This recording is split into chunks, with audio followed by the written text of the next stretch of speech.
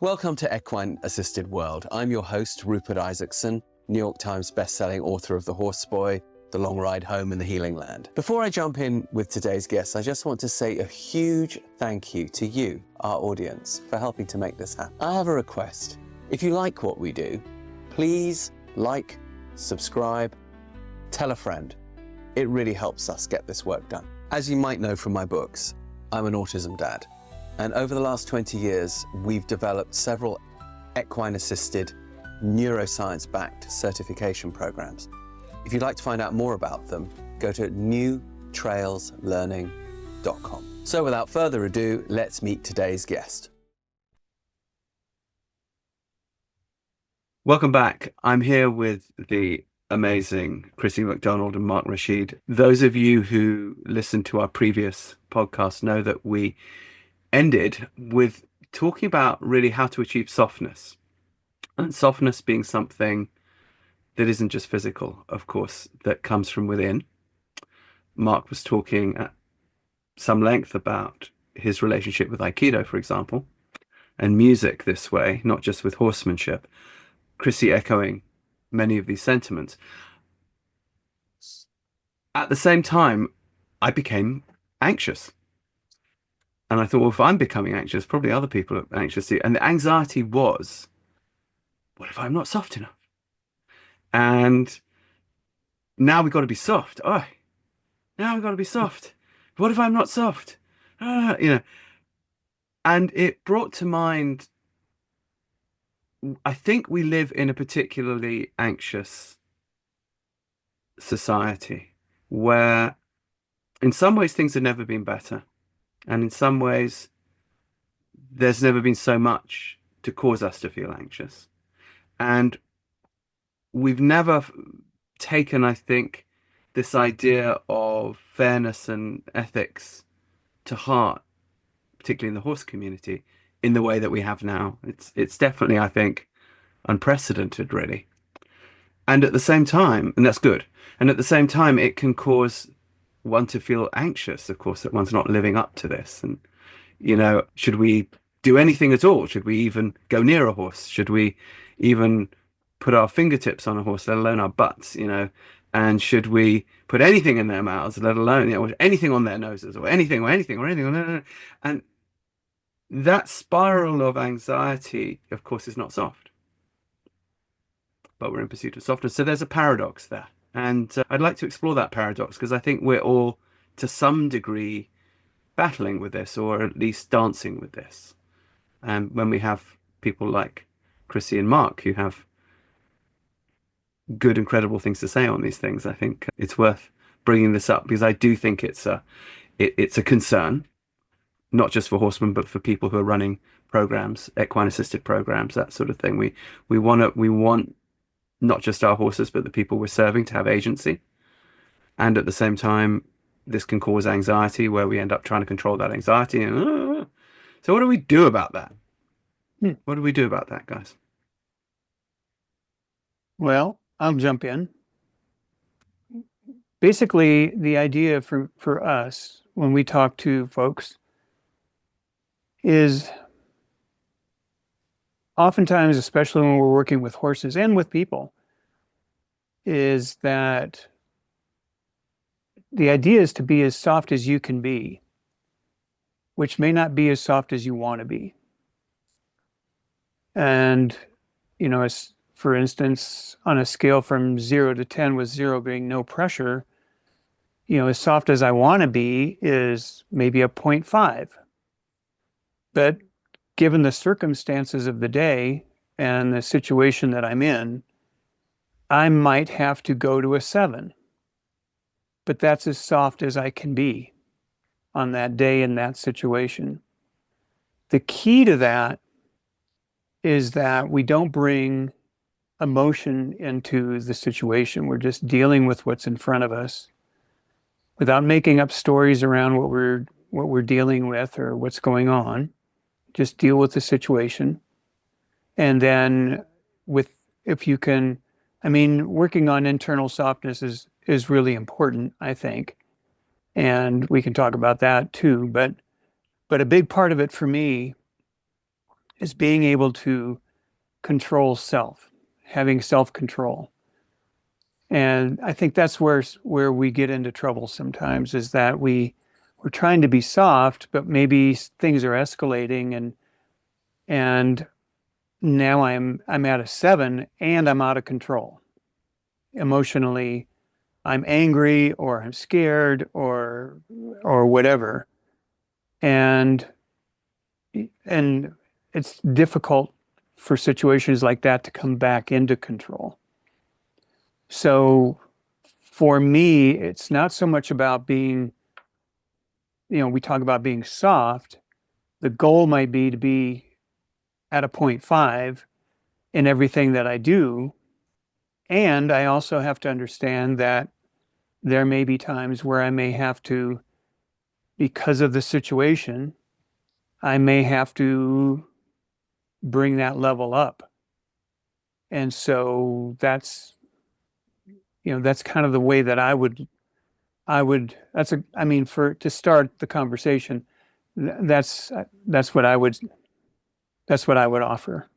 It's quite intriguing to have a scale that one could put a number to. Is that an Aikido thing, or is that something that you've just come up with instinctively? I've pretty much come up with that just in our teaching with horses and riders, just so that we have some language and an idea to, if we're using a scale of pressure, for instance, on the reins with a rider, I can maybe get on one end of the reins and the rider be on the other while they're on the horse. And I could say, well, could you show me what a 1 feels like to you? And then on, feeling what they do in the reins, I can say, well, that actually feels like about a 3 to me. Let me show you what a 1 feels like to me, so that we have a jumping off point.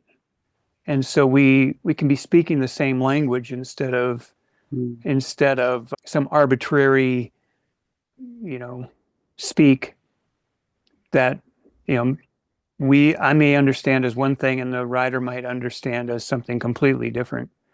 So it's just a way for us to kind of get on the same page and have a jumping off point. Yeah, that's helpful.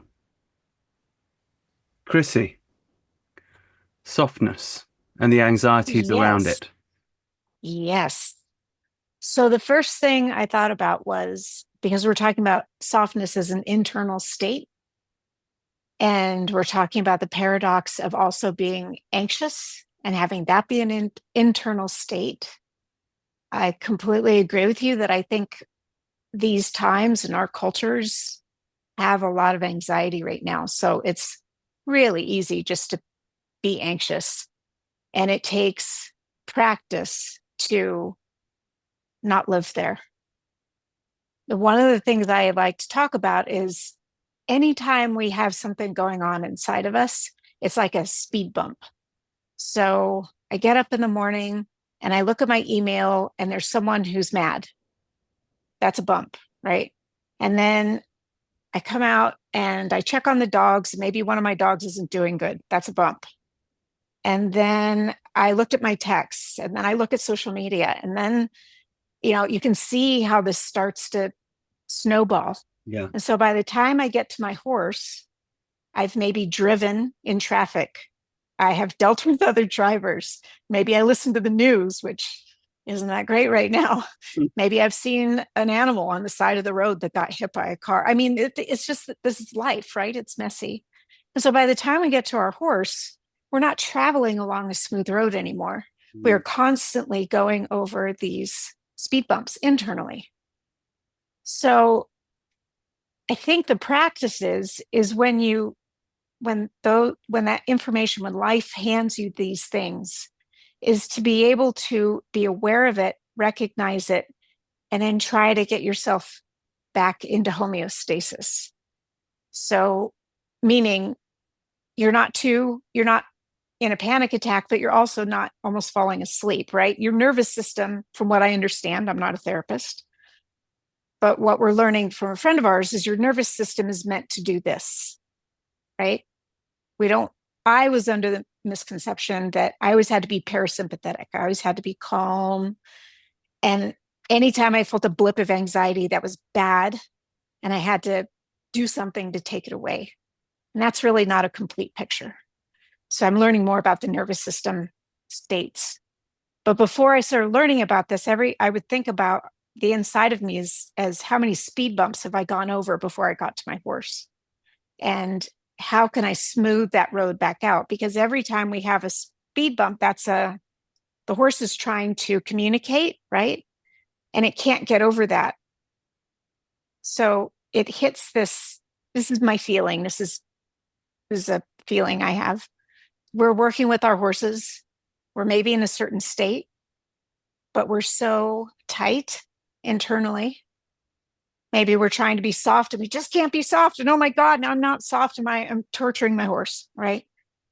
Or I'm torturing myself with this desire for softness. Yeah. Yeah. But if we could take a breath and just let all of that go, just we don't have to let it go in the sense of I'm never going to think about it again. But can I just set that aside for 20 minutes and be with my horse?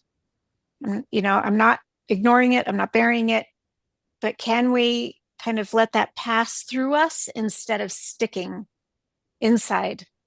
Can I let that information pass through me instead of getting stuck? Now, let's say you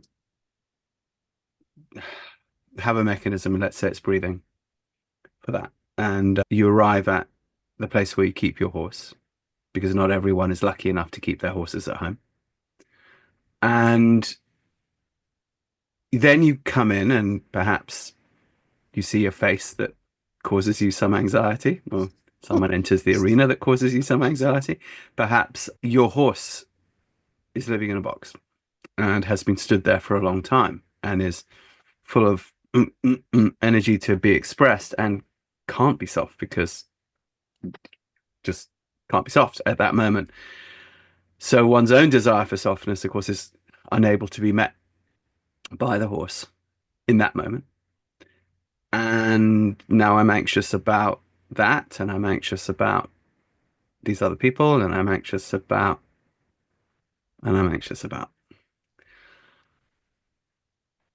Breathing will certainly help me, but I suspect it probably won't get me fully there. When we're dealing with all these imperfect situations, we're assuming that not everyone is living on their own private ranch in the Rockies backing onto a national forest. What are some really practical things? Breathing for sure is one, but what are some really practical things we can do to try and access that softness, and particularly when the horse is not meeting us with softness and can't in that moment? Well, I will throw in my 2 cents, then we'll go to Mark. I find a really helpful thing to do, especially if a horse is coming out of a stall, is instead of having an agenda, I'm going to do these 5 things today, is we bring the horse out of the stall and see what the horse needs. That may be to go for a walk. It may mean if there's turnout. Part of softness is also awareness. So we look at our horse and we say, okay, this, whatever the situation is, this is where my horse is right now. How about I'm a big fan of doing what you can do, not doing what you can't. I got that from a certain guy. So what can we do on a day when a horse is much bigger than we would, we look at him and we think, I'm not ready to ride that. But what can we do? We can go for a walk. We can lunge. We can find a round pen and explore some things. We can turn out and let our horse graze. I mean, we get so focused on what we can't do. I think that's a survival bias or something Steve would know.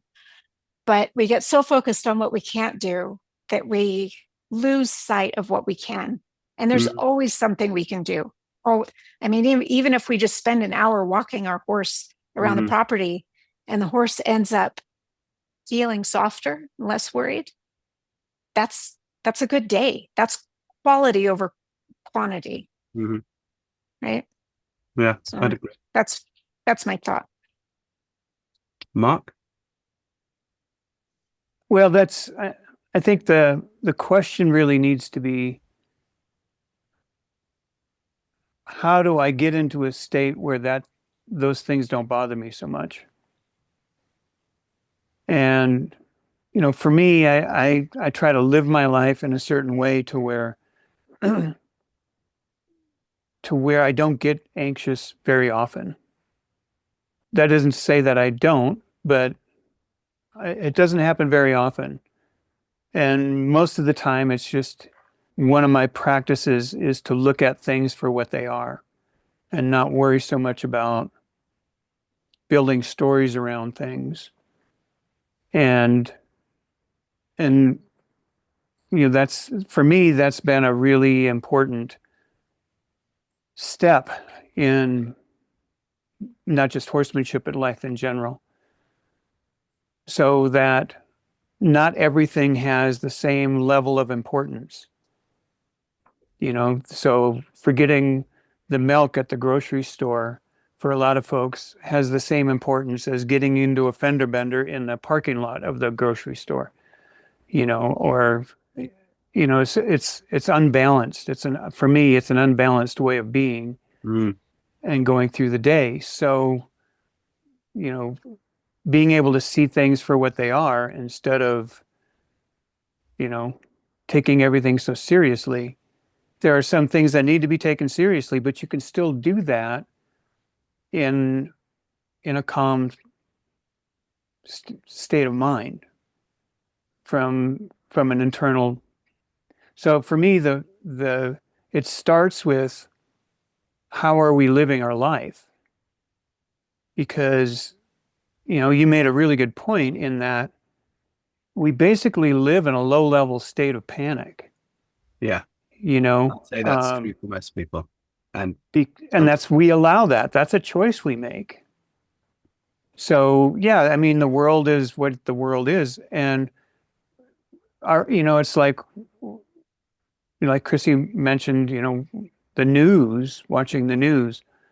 Well, there's nothing I can do about any of that. I can't, I have no influence on any of that. Yeah. At all. And so, I can't let it bother me too much. I have influence in the 3-foot space around me, more or less. And so I feel like that's a good place to start. That's Stoic philosophy, basically. Which, interestingly, they say was started by a man called Xenophon, who happened to be a horseman and a student of Socrates and the best mate of Plato, and also a mercenary. Just, it's fun. It's funny because, in the dojo, we spend a lot of time. In fact, I'm doing an upper belt class that meets once a month. And in that class, what we are working on is being able to stay in a calm state of mind, regardless of the situation, regardless of the type of attack that's coming, regardless of the weapon that the person is holding, regardless of how many people are surrounding you. And again, it's a practice, and we just don't practice those things. We get good at what we practice. And so if we practice being in a worried state of mind all the time, this low-level state of panic, then we're going to get good at that. And if we choose not to do that and we choose to practice something else, then we'll get good at that. Yeah. I mean, I think many of us grow up being trained to be anxious because that makes us controllable. If you're anxious about your grades, if you're anxious about not getting punished, if you're anxious about going to hell, then you can be manipulated quite well. And of course, I think many of us did grow up to some degree that way. So the unlearning of that is tricky, particularly when you're being bombarded with anxiety, amygdala triggering media that deliberately is there to trigger you because it makes you keep watching and keep clicking. And of course, what could be a better partner to help us with that than a horse? But we found, here's an interesting thing. When I moved to Germany back in 2018, it was the first time that I had not kept my horses at home. And because I arrived with 6 horses, and I didn't want to and I couldn't just like arrive and buy a farm, and I had to wind things up in Texas and so on. It took a while. Anyway, would have been, a massive schlep. So I thought, well, let's just downsize. Let's just keep the horses, at a boarding barn for a while we find our feet and look around, and be less stressful. And so you got to look around. And so, okay, well, where do I go where I can arrive with 6? Now, I don't want to spread them out all over the countryside. So that narrowed the choices. And then we ended up at a place, and not too far away, and da da da da da. So that narrowed the choices again. And then we ended up at a place where, well, they're going to live in boxes. And when I was a kid growing up, our horses at home, we did have them in boxes overnight in the winter. You'd bring them in because the weather's pretty rough in that part of England, but you let them out again in the morning right away. And these were horses that were in either high competition work or hunting horses or whatever. So it's not like they were not clipped and not doing, but they were clipped, but you put rugs on them, you kicked them out for the whole day, you brought them back in. It's just what you did. And then I was like, oh, well, no, we can't do that here, even though there's all these fields, because the German farmers don't like muddy fields. They don't like to see the mud. I'm like, oh, that's odd coming from the UK, because we like assume everything's going to be a mud bath. All right, okay. And then I realized, wow, my horses are not gonna get out in the winter. Like, yeah, they have like a place they put them where they can stand around for a couple hours. It's not the same, right? And these horses have to now give well-being to these autistic kids who are coming, and so on and so on. And they're just going to be standing there going stir crazy. What can I do? And so I thought, well, crazy, that's the word. If the horses are going crazy, then they need to express that craziness. So we came up with this thing called Crazy Time, where I would take them up to 4 of them into the covered arena at one time and just set up obstacle courses for them of any kind I could think of. They like to jump, so that included jumps, but it wasn't just about jumps. And I'd let them go, and they'd go bananas in a group, and for a while, and do it all, and kind of then turn and look at me like, and now? And I go, oh, I see. They want that interaction. So then I would change it. And then I say, off you go. And they go bananas for a bit. And then they turn around and look at me, and then, that all you got? And then we evolved this pattern. And then I was thinking, yeah, but how do they sometimes need quite a lot of this Crazy Time.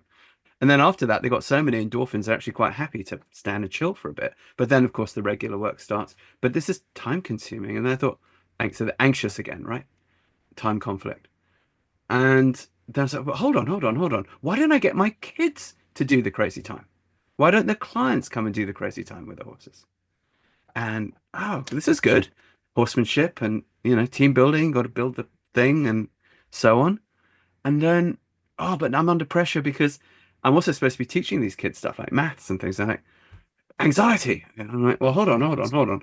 How long is the wall of the arena? Let's walk it out. Oh, it's 60 meters long. Okay. And how long does it take that horse or that kid or that dog to make it from one side to the other? And can we do distance over time? And that gets you speed. And suddenly I realized I'd stumbled into this massive teaching tool that everyone's needs got met.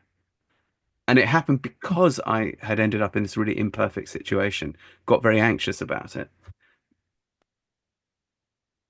The horses kind of showing me what they needed. What was interesting was after I then left there and went back to keeping my horses in a more naturalistic way, which I do now again, I realized that I should have been doing Crazy Time the whole time. That they really, really dug it. Like I had been of the opinion that, well, if they're turned out, that's kind of enough. But actually, horses are so playful, and they love this interaction with their monkeys, that had I not been in that position of anxiety, I wouldn't have, stumbled into this thing that. So I do feel that anxiety can sometimes be an aid if it's a temporary state. And it's also interesting. There's a slight contrast between what you guys said. Crissi, you were saying, well, we're often taught that we got to be calm all the time, but actually we got to let our nervous systems fluctuate because sometimes we're actually supposed to react, appropriately to things. Jane Pike's work, I think, is really good at showing us that. Sort of, for listeners who haven't gone and checked out Jane Pike, go check out Jane Pike and her nervous system work. It's top notch. But then, Mark, there you're talking about, yes, but I need to be cool under fire. I need to be able to think. I need to not lose my ability to assess, control myself, etc., discern, even under anxiety producing pressure. Well, but those are two different things. Let's dance with that paradox a little. Those are two different things, anxiety and pressure. Okay. So pressure will cause our seek system to kick in. So while you were talking, I was thinking, was that anxiety or was that pressure that he was feeling?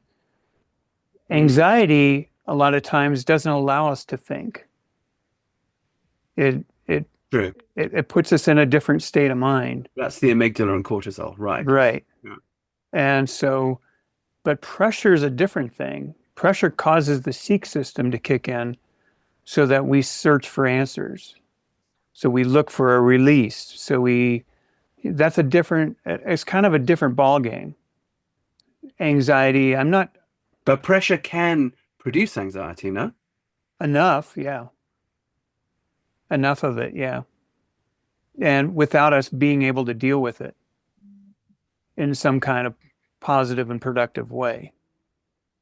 So, for instance, Dr. Peters talks about, in the 50s, they had an experiment where they put a dog on a metal floor in a little cage, and the cage was split in two by a little wall that the dog could jump over. And so they electrified the floor. I guess a little light went on, and then they electrified the floor, and then the dog jumped over to the other side where it wasn't electrified, so was able to get away from it. And then they turned the light on that side, electrified the floor. The dog jumped over to the other side and was safe. And then eventually what they did was they electrified both sides of the floor. Okay. And it was basically ended up being learned helplessness.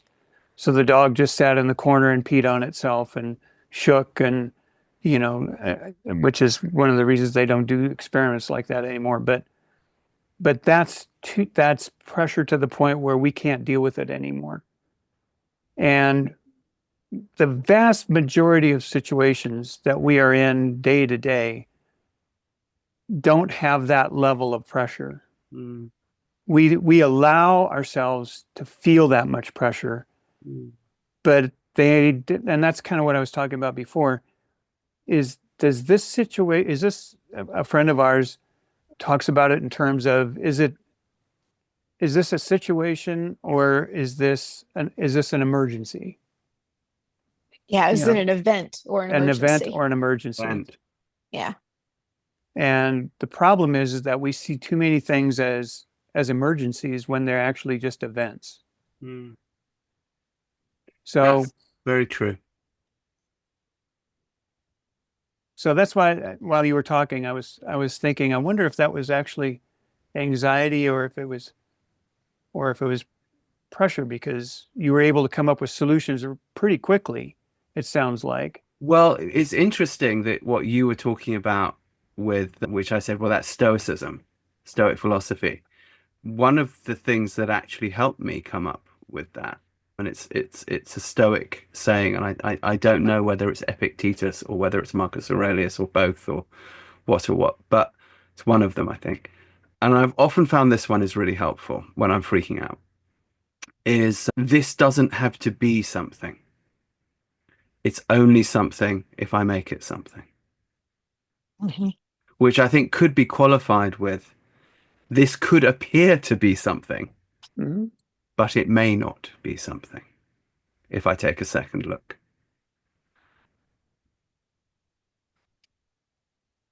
It's fair to say, I think, that many horse owners and people in general have been trained into over amygdalation, anxiety, Good word. where, as you say, events are seen as emergencies. Reading the Stoics is helpful, and of course meditation is helpful and so on, but in people's day-to-day lives and their day-to-day interactions with their horses, what are some of the things that you found have really helped you guys? Because there must have been times in your lives when you were a bit more amygdala-y than you are now. And what were the exercises that you set yourself to go through that you found cumulatively over the years have helped you unlearn that way of looking at things? Do you want to kick off with that, Crissi? Because I know you've had your relationship with anxiety and so on. So do you want to lead with that one? Sure. So the practices that I have mostly have nothing to do with horses. It is, I read all these articles and it always basically comes back to good diet, good sleep, good exercise, and good connection. Mm. And so shaping my life to care for myself in a way that I can receive those each day. Mm. Good connection, good sleep, good nutrition, good movement. And, I really enjoy reading your books because they talk about things as they used to be, people as they used to be. You introduce us to people and societies who aren't ours. And it's a different way of looking at life. But I feel that it's all fundamental to all of us, Sure. wherever we live, wherever we're born, whatever language we speak. We need connection, movement, good food, and, a way of looking at the world that is more seeing it as a whole, not just our little slice. So I'm also interested in Stoicism. I've read Marcus Aurelius and Epictetus. I can never say his name. Because I think there's no one right way to pronounce it. That's because none of us really know how to pronounce this. Yeah. So what that looks like on a day-to-day basis is, I try to get as good sleep as I can. I tailor my diet to my body's needs, and we move a lot. And then Mark and I are together a lot. So that's the connection. I keep in touch with friends. This is a good connection we're having today. So this really is very nourishing. Mm. And then by the time we get to the horses, I'm already so well resourced that if something goes if something goes sideways, that I feel like I can manage it. There are days when that is not the case and I still have to go to work. So on those days, the bar gets really low. Can I be of service to people? I may not be able to really work with my horse in the way I want to, but can I show up just for this 8 hours? Can I show up for myself and for the people who are here?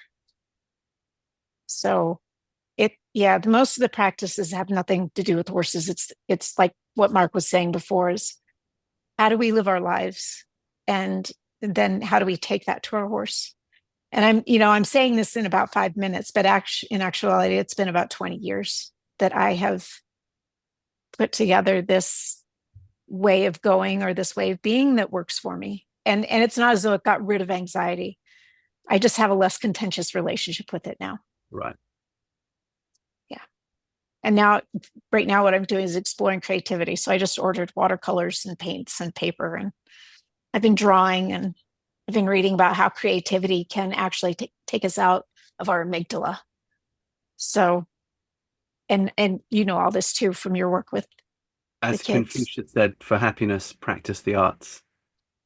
Yes. Yeah. Yes. So I think that's 20 years distilled down into 10 Just minutes. before we go to Mark's thoughts on this, though, when you run these intensives where people come to you for 10 days and so on, and these are horsemanship things as well as life things.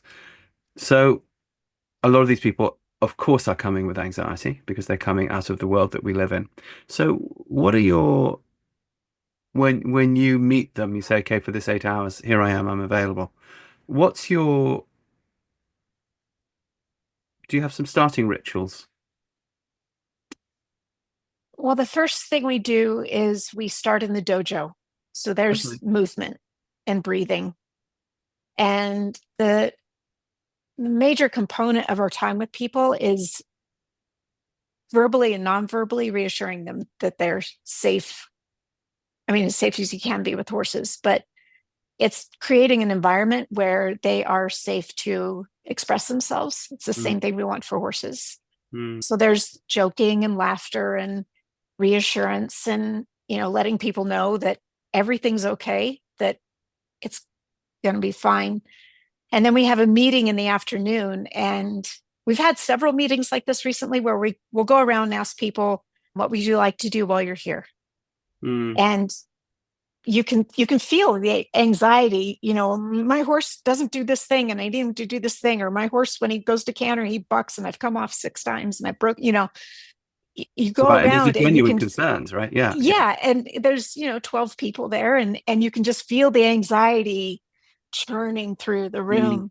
Mm. And it's really interesting because then when it's our turn to talk, either Mark or I will say, you don't have to ride today, and you don't even have to ride the whole 10 days you're here.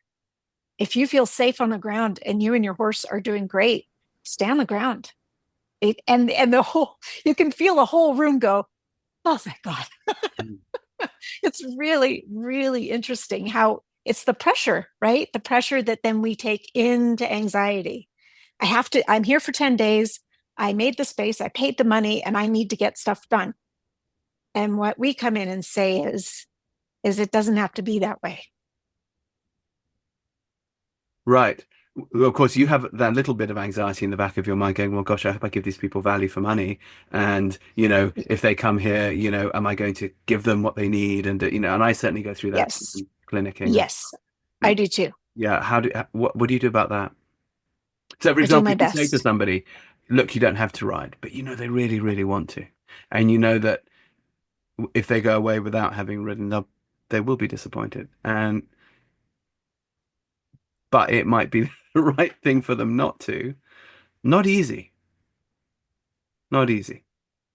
Yeah, but there are lots of things we can do that lead up to riding. And it Okay. may end with them riding, Yeah. right? So we're not gonna say, you have to work, you have to lead your horse for 10 days. Right. Let's lead your horse and see how they do tacking up. Let's see how you feel after you've been breathing for a couple days. Let's see. I find in our 10-day clinics, it takes about 4 to 5 days for people to unwind. Yeah. And then the second week is when a lot of the work that they're wanting to do comes through. It's really interesting to watch the dynamic of each group and to watch that unwinding process. That I could see. How much of what you're doing, I love the fact that you started in the dojo. How much of what you guys are doing is done out in nature? And if so, what sort of nature? All of it. We're outside majority of the time. But there's And then our outside, there's outside. You know what I mean? And you're there in Colorado, so there's a lot of outside for you to take advantage of. Like, how do you use the nature? That's an interesting thing because the ranch that we work off of, or we work out of, is 115 acres. And some of it's developed and some of it isn't. And so when I say developed, there's, fenced pastures and things are cross fenced but there's a ton of trails on the grounds. And a lot of the folks that come to us are struggling with fear issues or some kind of anxiety issues, or their horses are, Mm. or both. We've had people whose horses were really struggling, and the people weren't really that much. They just kind of accepted that this is how my horse is, and other people whose horses were fine and they were struggling, and kind of everything in between. And we basically tell folks from the get-go two things. One of the things that we say is that misery is optional. Okay. That's cool. So if you want to be miserable, that's fine, but you don't have to be. So that we give them permission on the very first day. You know, if you want to take the afternoon off, take the afternoon off. If you need to use the restroom, use the restroom. If you're hungry, get something to eat. Take care of yourself. If you want to sit in the shade, sit in the shade. Whatever. That part of it, you know, it's your time. It's bought and paid for. You take care of yourself. So we give them permission right off the bat to just be okay being there. There's no structure to what we do. There's a structure if you want to call it that, but we work with everybody as an individual. We don't do anything as a group other than ride together. And we have a huge arena. And the arena is, I don't know, maybe an acre or a half acre. It's a huge arena. And so one end of the arena is for people who want to, you know, do trot and canter. The other end of the arena is for folks who want to do just walk and trot. There's a round pen in the arena. So, you know, we can keep our eyes on everybody. And we tell them that you can ride out if you want. There's trails, and a lot of the folks will go out and hike the trails first. Mm. And then eventually they might go out and ride the trails, depending on how they feel. There's a big loop around the arena. It's on a road, but it's kind of in the forest. And a lot of the people that show up who didn't think that they would be able to ride out of an arena. And by the way, the arena doesn't have a fence around it. So they end up going out and riding that big loop, either by themselves or with other folks. So we, kind of let people get comfortable with the things that they want to do in their own time with our guidance, basically. If you're in the equine assisted field, or if you're considering a career in the equine assisted field, you might want to consider taking one of our 3 neuroscience-backed equine assisted programs. Horseboy Method, now established for 20 years, is the original equine assisted program specifically designed for autism, mentored by and developed in conjunction with Dr. Temple Grandin and many other neuroscientists. We work in the saddle with younger children, helping them create oxytocin in their bodies and neuroplasticity in the brain. It works incredibly well. It's now in about 40 countries. Check it out.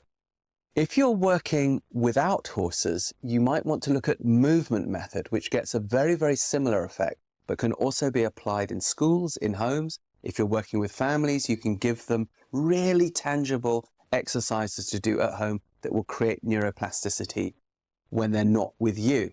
Finally, we have taquine equine integration. If you know anything about our programs, you know that we need a really high standard of horsemanship in order to create the oxytocin in the body of the person that we're working with, child or adult. So this means we need to train a horse in collection, but this also has a really beneficial effect on the horse's well-being. And it also ends your time conflict where you're wondering, oh my gosh, how am I going to condition my horses and maintain them and give them what they need, as well as serving my clients? Taquine equine integration, aimed at a more adult client base, absolutely gives you this. Quick thought. Is being of service to people itself a cure for anxiety? Oh, yes, I would say so. absolutely. Absolutely.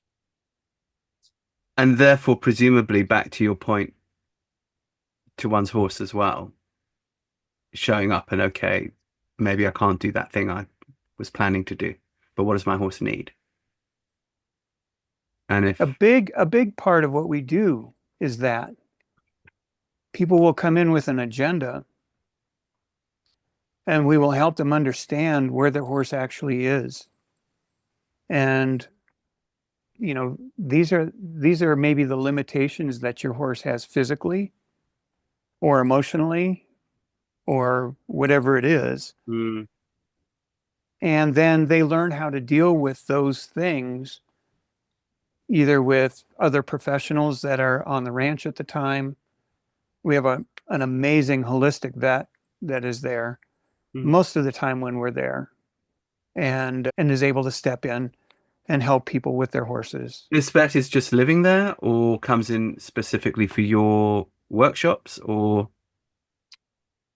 I don't know. She's magical, so she doesn't live Manifests there. out of the birch trees, Yeah, I mean, she's amazing. She is truly amazing. She's just she tries to schedule her. Yeah, she tries to schedule her visits when we're What's there, her name? but she lives. Should we be aware of her?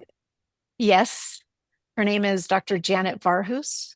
How do you spell Varhus? Varhus. Varhus. Okay. I can give you her email if you're interested. Yeah, I'd love to. She sounds like someone I should be interviewing on the show here. She's pretty incredible. But anyway, she does have a tendency to schedule while we're there, and she rides with us. She works on our horses, and we trade out time. So she comes to 10-day clinics, having worked on our horses, we trade out the time. But yeah, she's just this little woman that goes around and fixes things.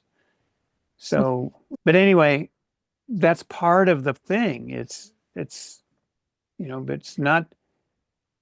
I think people come in, like Crissi said earlier, assuming that these things are going to happen and then they're going to feel better. And what they actually do is they find out that there are this whole other set of things that don't seem to have anything to do with the things that they wanted to do. But by the time they leave, they're doing the things they wanted to by having addressed all of these other issues.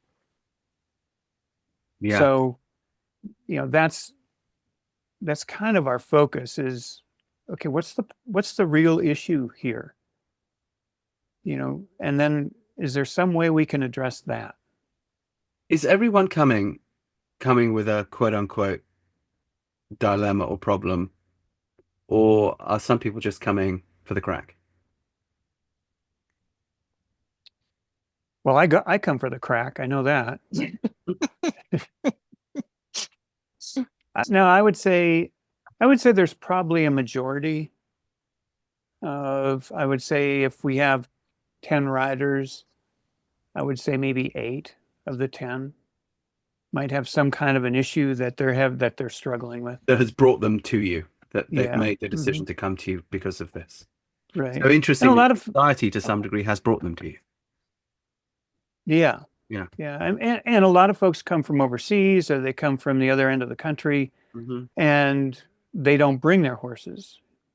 So they ride ranch horses. And so they're trying to figure out maybe regaining confidence or figuring out how to do transitions cleaner or just improving their horsemanship, that kind of thing.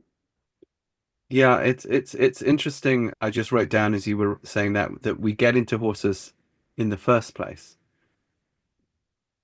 because we feel they'll make us feel better, right? As children, we have this will answer a dream, a need, it'll make me feel better. Or you don't even, like in my case, I didn't even know why I liked horses. Exactly. I just did. Exactly. But you think this makes me feel better. The presence of this animal, even visually, there in the landscape. Then, of course, we get into riding and training and this and that, and then we, oh my God, and there's all of anxious, and it's good enough, it's not good enough, and suddenly this thing that we got into in order to feel better is making us feel worse. And then you're there in service to help them to feel better again. In my position, I do have that to some degree as well with horse training and so on, but with the work we do with autism and anxiety and trauma, it's definitely people coming in not feeling good and us saying this horse and this nature will help you feel good. And then in the background, having to work out, yes, but what aspects of it will. And it's really interesting. The reason I asked about trails and nature was in another thing that I was slightly forced into. When I began doing the whole horseboy thing, the property I did it on had no infrastructure, so there was no arena, there was no nothing. It was just me with my kid in front of me riding around. And then later, as the program grew and we had to train quite a few horses to do it, it's like, okay, arenas are useful. They're convenient when you have to do a lot of things with a lot of horses, because that footing will be good even when the footing outside is not good. Okay, so we can agree that an arena can be a good thing. But an arena also, I feel, carries a certain innate spirit of pressure with it.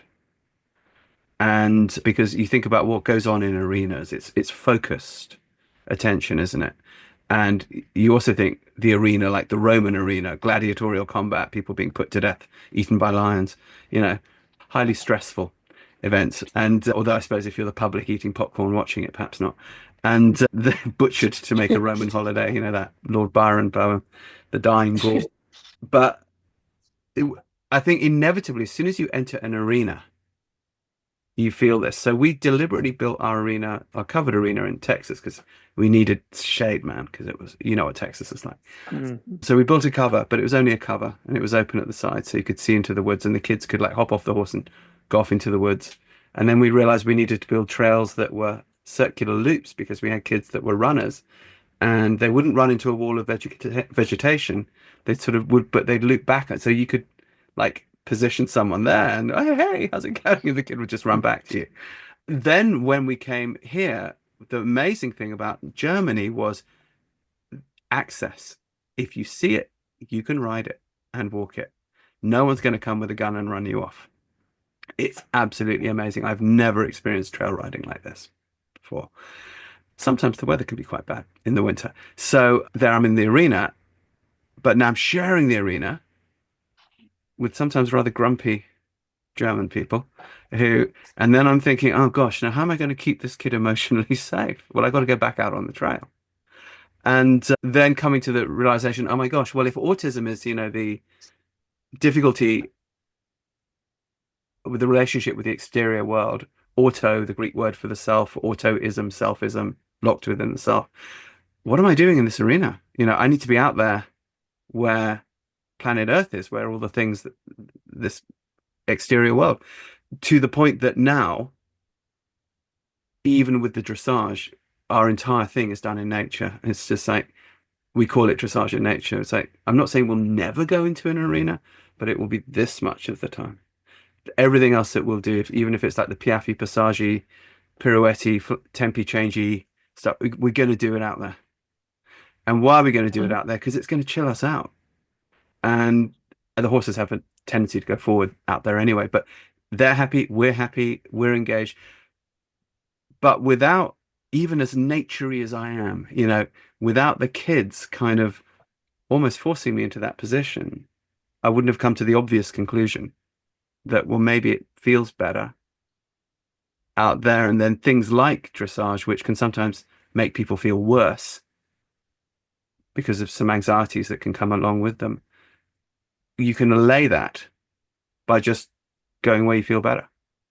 And that's even allowed, So the fact that you're working like that, and you mentioned, I was intrigued, Mark, as you were talking, because you gave this mental picture of the geography of the place really well, of how the arena's laid out, and then this loop around it, and then these trails off from it, and then how people might walk the trails first, and again, allay anxiety, so there's no nasty surprises, where you're going to go, blah, blah, blah, blah, blah, blah, blah. But we know that many horse programs are not done like this. In fact, I'd say that because of the convenience of arenas, a lot of clinicking, I would say, leaves one feeling more anxious than one went in. And I've certainly had that experience. Do you teach people, you guys, how to clinic? Do you teach people how to use nature in these ways? Do you send them home with like a prescription saying, okay, lads, when you get home, get out of that fucking arena, do this, do this, do this, do this. Like, have you put weirdly a sort of a structure on that yet. Because I think from what you just described, some of those people coming to your clinics may not have that experience at home, and then may not take that back necessarily unless someone kind of grants them permission to in a weird way. Do you know what I mean? So yeah, do you make that explicit to them for the homework when they go back, perhaps? We don't have anything specific like that. I think that's a fabulous idea. Because of the nature of the property, it's set within, we have fields and we have forest, and there's a creek that runs through it. Mm. And it's very long, so people can walk from one end to the other. From my point of view, what my hope is that by experiencing that and making that a practice for 10 days, that they will seek that out where they are. And sometimes we have discussions that elaborate on that. Just they'll say, oh, I have to go back to the real world now. Right. Well, this isn't any less real than the one you're in. It's just there's been a space created for you to explore different things. And it was your choice to explore different things. That doesn't leave just because you leave the property. So sometimes our discussions get into that realm. But I really appreciate what you're saying about nature. And I agree. We don't spend enough time in it. I feel very fortunate because Mark and I get to spend a lot of time outside. If you're with horses, it's what you do. So, well, if you're getting out of the arena, yeah. Yes. I'll let Mark chime in now. Well, like Crissi said, we don't really give people homework. Generally speaking, it's a pretty transformative experience for people. That is not our goal. Our goal basically is to help where we can. And hopefully then things are better when they go away. So for me, that is always that's always the thing that's in the front of my mind, is how can we help here? What can we do to help you?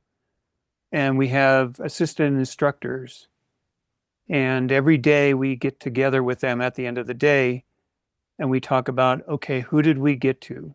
Who did we get to today? So, we want to make sure that everybody gets some time with at least one of us.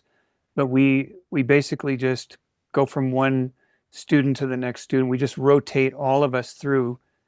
And so folks are getting maybe the same information in a different way.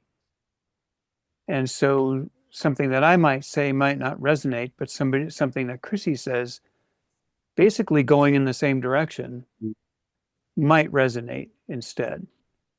And so, and we basically, we very seldom will spend more than about 10 or 15 minutes at a time with any one student. Sometimes it'll be more than that if they really need it. But before we can, then we'll move off of them and go to another student. And so they're making 15 minutes of instruction and then maybe another 20 minutes to work on it by themselves, where there's no pressure from nobody's watching them. They can just work on it on their own.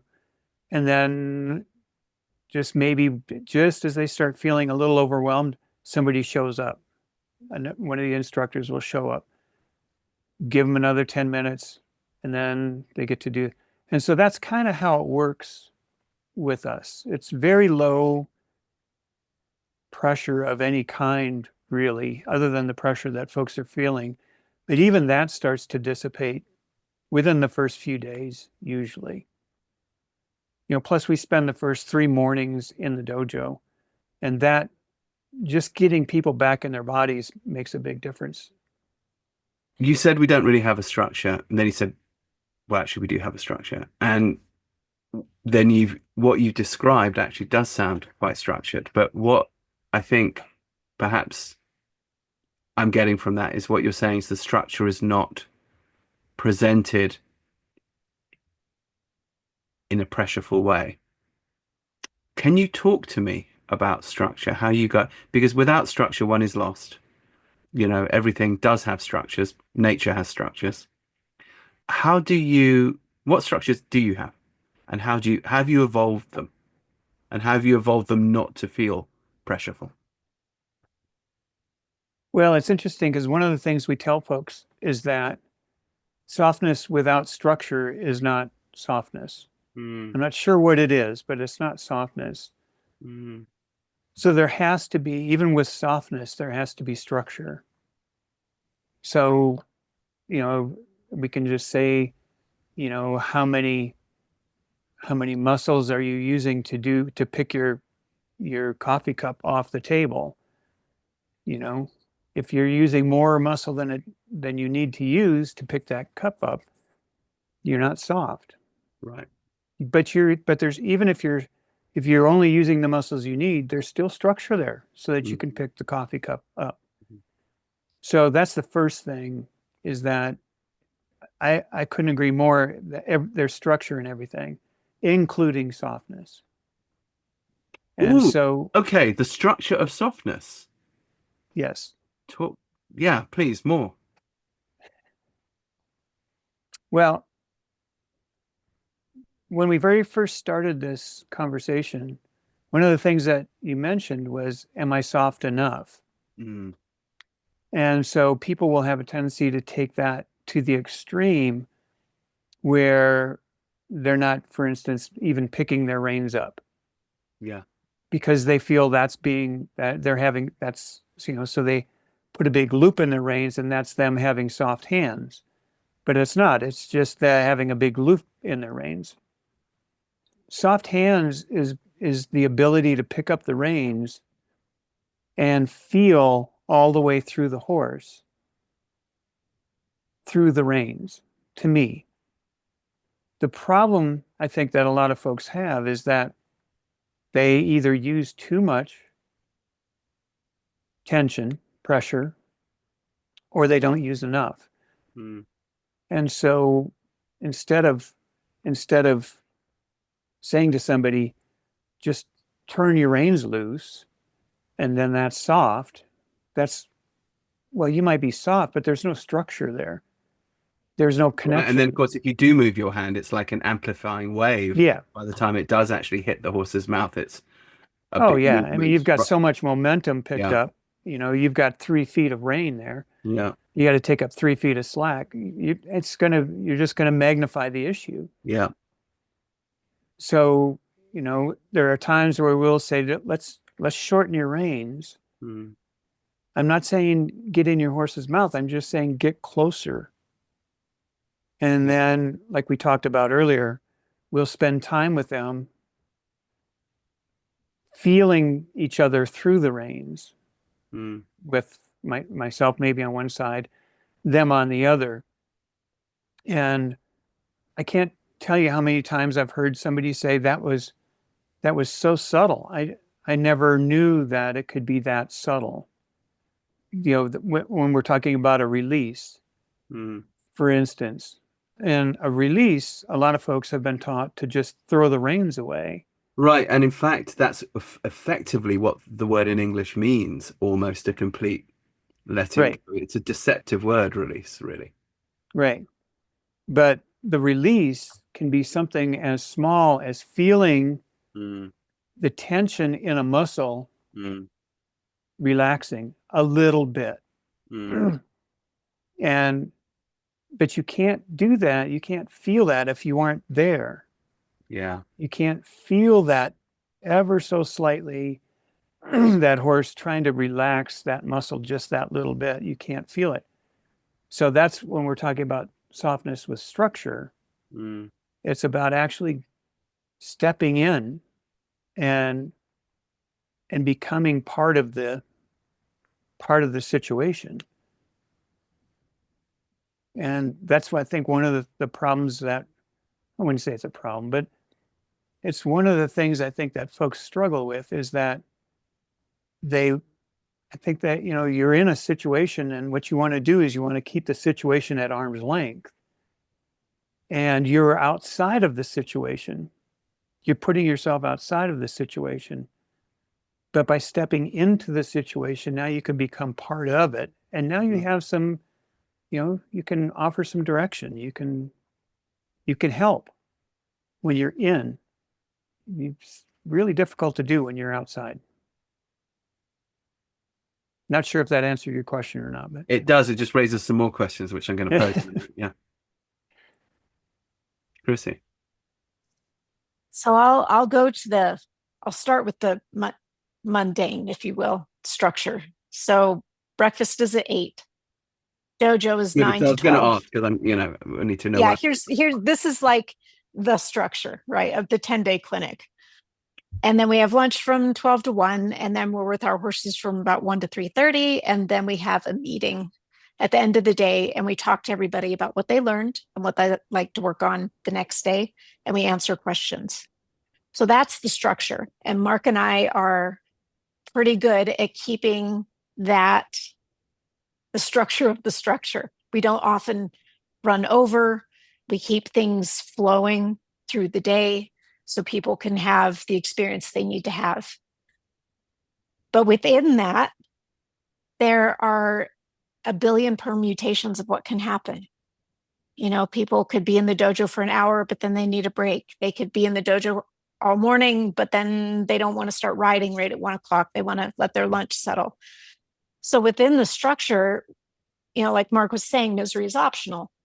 What that means is yes, we have this schedule, but you are in no way or shape or form required to do every second of every minute of every day of that schedule. We have 10 to 12 different people, 10 to 12 different horses. And so to me, it's a lot like art. You paint a picture and you have the structure of the frame, right? Or photography, but you can put anything you want on that canvas. You can throw paint at it. You can paint something like Monet. So I think structure in some sense allows us to be unstructured. I think Picasso said, learn the rules like a pro so you can break them like an artist. I think that's the quote. I really like that. That I do too. we learn the rules first so we can break them. That's I don't know. That's the joy in life, really. Well, when we're training people to do the work with autism, say what we're saying often is, look, this kid frequently is coming in without an understanding of top-down instruction, and feeling somewhat lost in the world, including in their own body. So if we impose structures on them that make no sense, all that's going to do is cause amygdala explosions and not going to get us anything, right? With someone whose amygdala's already really active. And then in the early years with what we were doing, people often criticized us saying, well, you guys have no structure. And I was like, no, we do. We have a lot of structure, but it's invisible, meaning that my structure shouldn't be the kid's problem. Like, you are coming to have a therapy session now.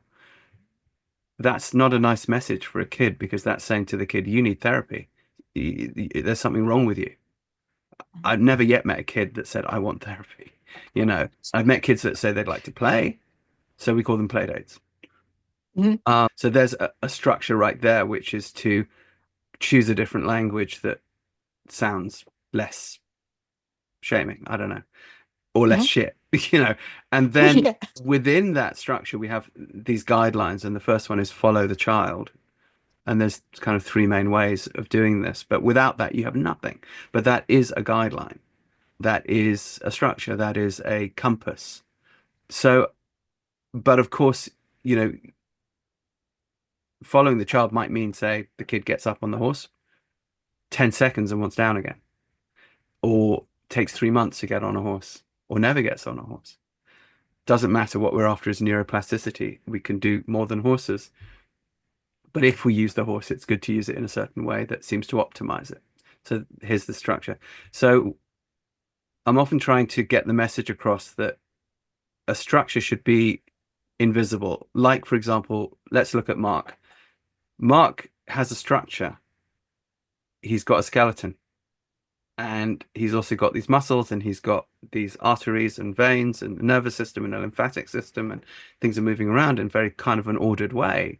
But you're not really aware of that. You're aware of Mark, and you have a sort of an emotional aesthetic reaction to the entity of Mark. But if you look at him again, you notice, oh, he's got cheekbones, because I can see a little shadow under there, and I can see that, you know, he's got these two eyes with a brow here, and I become a bit more aware of his structure, but only in so far as it allows me to interact with this thing called Mark, who can walk around and show me what to do with a horse. Because if he didn't have this structure, he'd be sort of weird blobby Mark, who was sort of organs displaced here and there.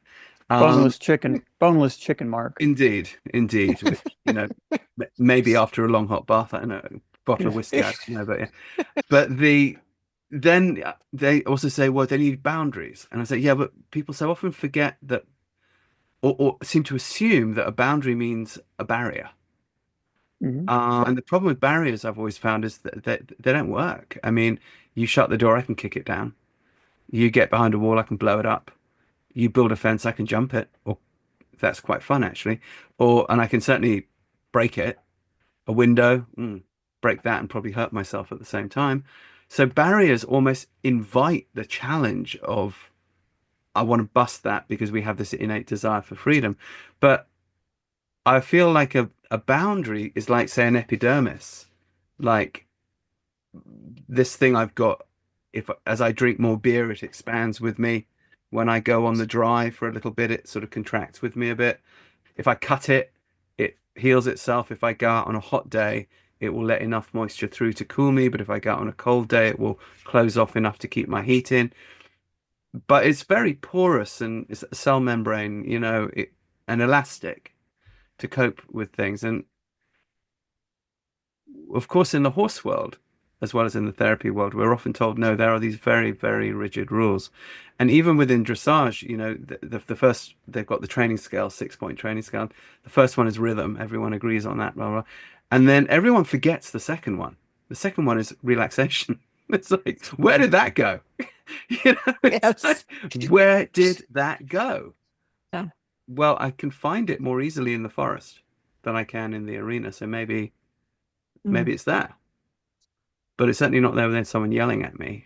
So it's intriguing to me that you seem to have come to a somewhat similar conclusion, where you give a framework, but within that framework, you're endlessly flexible. And at the same time, you want to be of service. So if somebody does come in saying, I'm really having problems with my canter transition, or something like that, you do feel that sense of, okay, well, I want to honor that need and desire, and I would like for you to leave after 10 days feeling that you have the tool for that. Dance me through, because I think a lot of people, when they're trainers beginning in this field, as well as therapists, they put a lot of pressure on themselves to give that value. And again, that comes from a good place. That comes from an honorable place. But of course, it puts on more anxiety and more stress. And so when you are giving people stuff to work on and then going away, of course, as we know, sometimes they can work on it in a way that can compound the problem. And then you maybe come back to them 20 minutes later. You could find them in a state of disorder, or you could find them in a state of, oh, yes, I've achieved it. You made it sound very easy. It's not easy. We know it's not easy. So how do you do that? How do you show somebody something perhaps quite complex, leave them alone for a bit, and come back and have faith that, yeah, they're probably on a positive trajectory? It's quite intriguing. Please talk us through it, how you do that. For myself, I don't let people get off the track. Okay. So for instance, if I work with somebody for 10, 15 minutes, during that time, I may explain something and I will ask them if they understand what I explained. They may say that they understand, They want to please you. and their face says, "I don't get it." Yeah.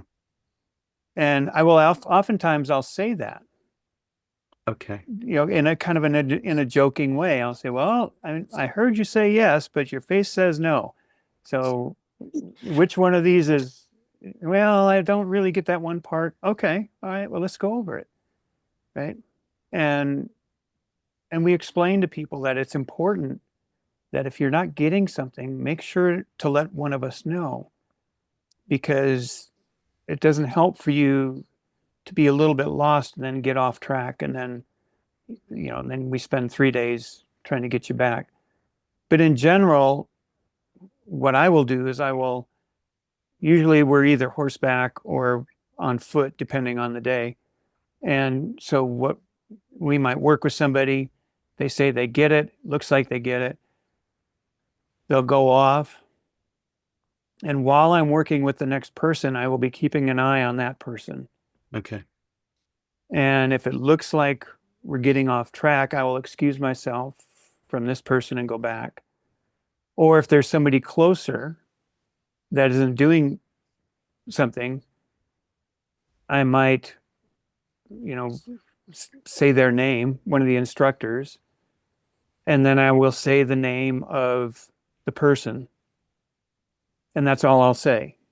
And then that person will go directly to that rider.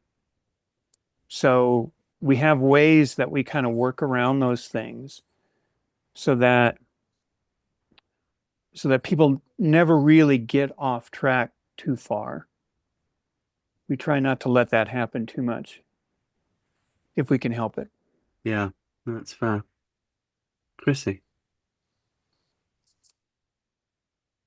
For me, it comes down to the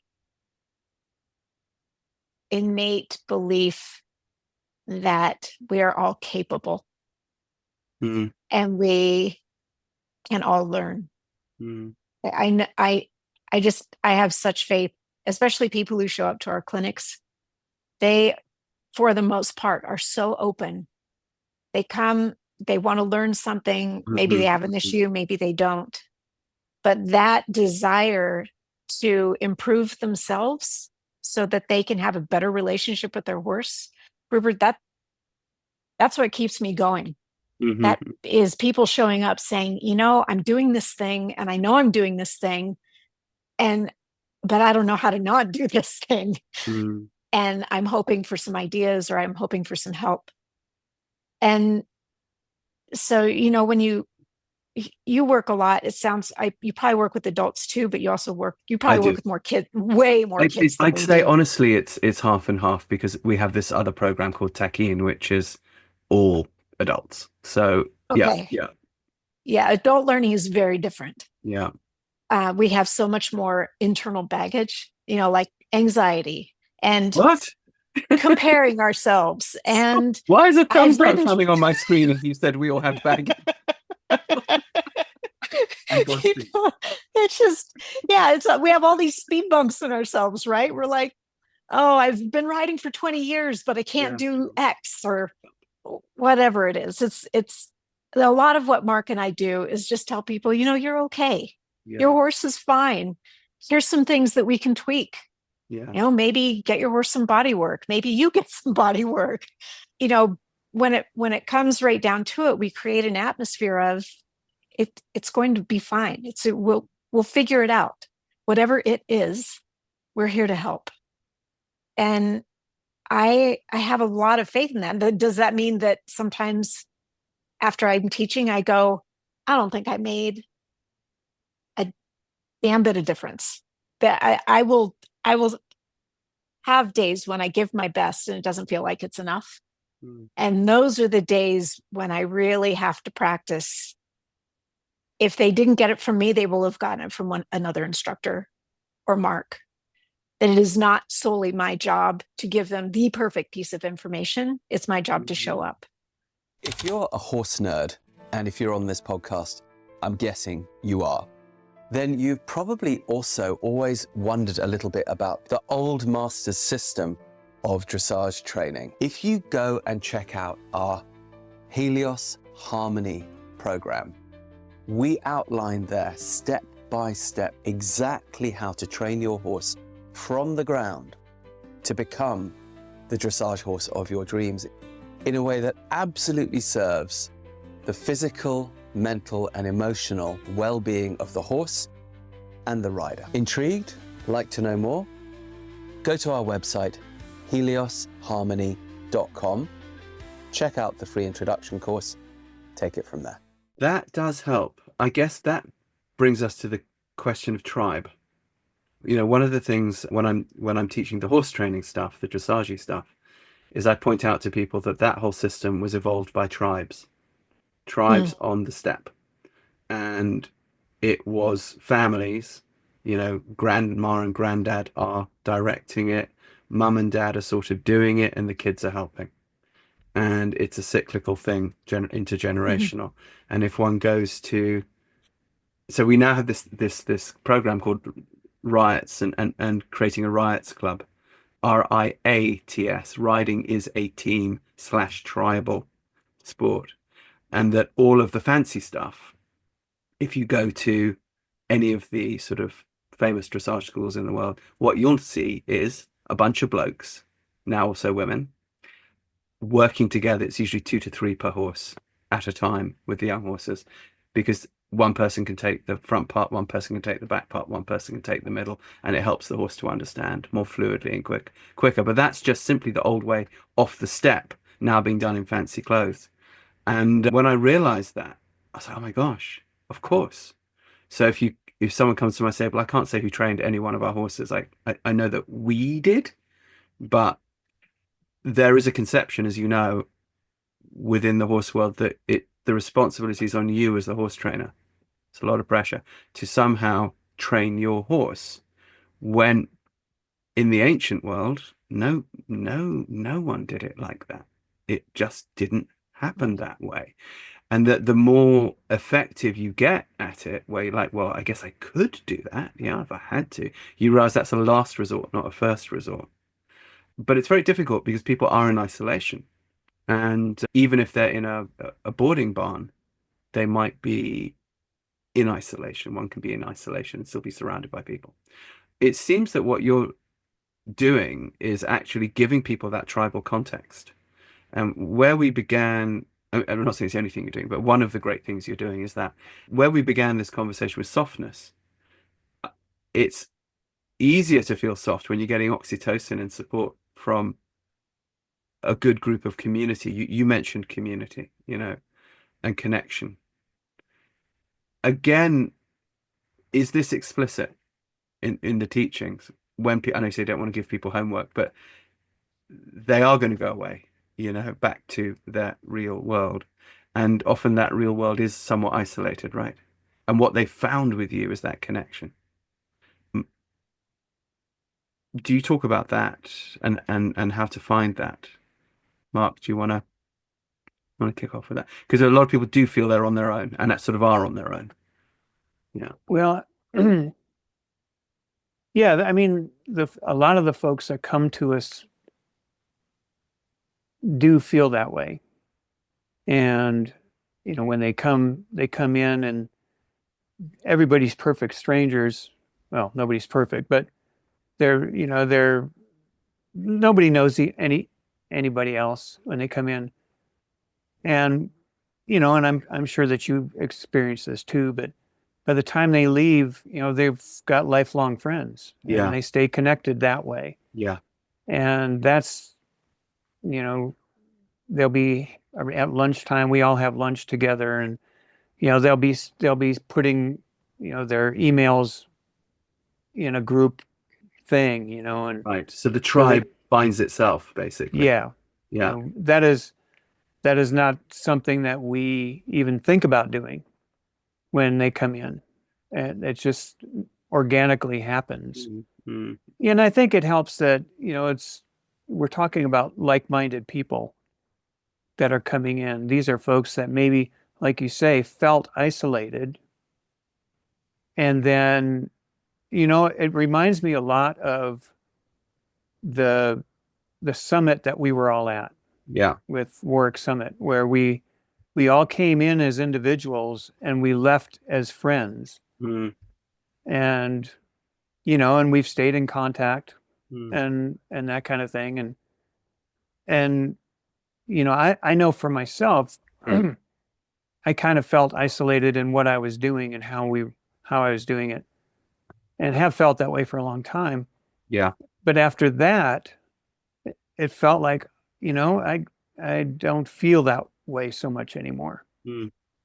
And so it happens even at that level, the kind of the level that we are at, if you want to call it that. But it's that connection, it's that want or need to be around like-minded people. Yeah. Even though somebody might be isolated, maybe living. We had a gal at one of the clinics that was living on a little piece of property on the Mexico border by herself, nobody around for miles. And she came in and she felt so much better because there were people she could talk to. Yeah. So I think it's a byproduct of, I know for us, we're just trying to offer some kindness to people and hope that, that it makes a difference. It's interesting though, you say that, and you say that with a shrug of your shoulders as if, well, that's all we're doing. It should be sort of obvious. But that is not the norm. Horse training, the world of it, kindness is not an explicit ethic on the training scale. People might say, oh, well, that should be implicit. But of course it's not, because we inherit the whole thing from the military model, where of course you screamed at people and made them fall off, because that's how you prepare them for stress in battle. So your sergeant gets in your face and screams at you if you're in infantry, and your sergeant yells at you and makes you fall off if you're in the cavalry, because they're trying to train you for that. We've inherited it, and it's subtly there through so much of and not just through the horse world, through the therapy world too, I feel, because the hierarchies of hospitals, medicine, psychiatry, there's a power structure. And so the fact that you say we're just trying to offer some kindness, that's actually quite revolutionary. It's sort of a bit of an act of rebellion, really. Seriously. Well, it's what I grew up with. Since I was a kid working with horses, that's what I grew up with. I grew up with somebody offering kindness, not just to the horses, but to the people. And, so that is what I have endeavored to do in my career. And, and I've found that it works. So, Yeah, Crissi, did you have anything? Yeah.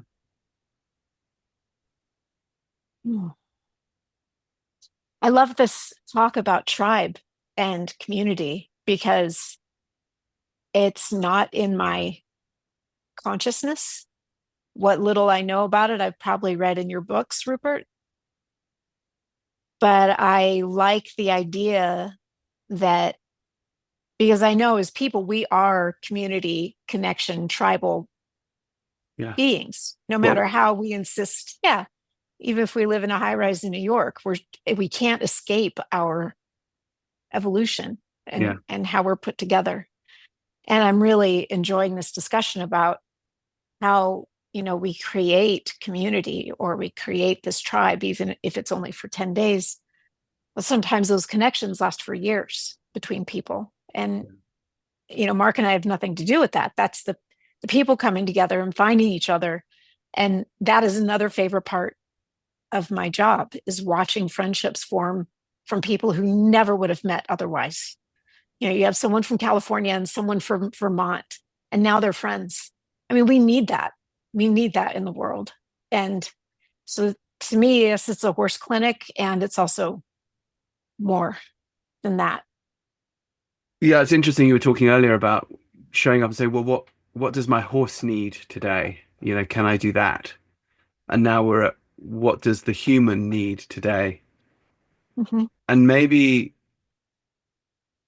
for the people who are not currently at a Mark and Crissi clinic or sitting around the trance fires in the Kalahari, perhaps the question then is,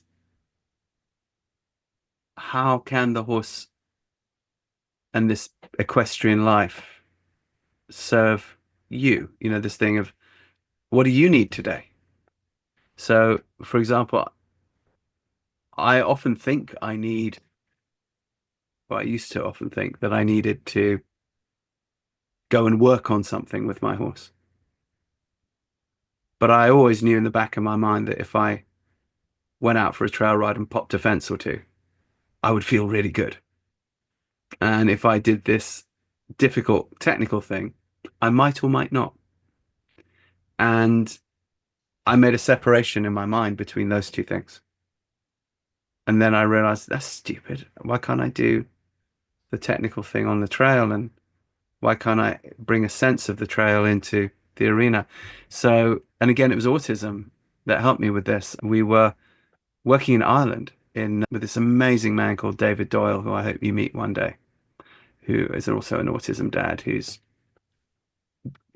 I feel he's the modern incarnation of the Wizard Merlin, basically. He does amazing things. And he started this place called Liskinnet Farm, based first around his daughter, and it's grown into a huge, wonderful thing. And the arena got built, and we began to fantasize about how we could make the arena over to bring nature inside on days where the weather was just really, really rough, and okay, we're going to work inside. So we came up with the idea of buying trees and having forest that you could set up in the arena. You could bring it in on hand carts, and the kids could even, or the adults could create the forest as they wished. And then you could ride in this forest. And if it was Christmas, you could Christmas trees, whatever. And then you could dismantle it just like you would your jumps, and take them outside. And there they are. They sit along the side of the arena, so they look quite nice along the wall. And we got, this is a no-brainer.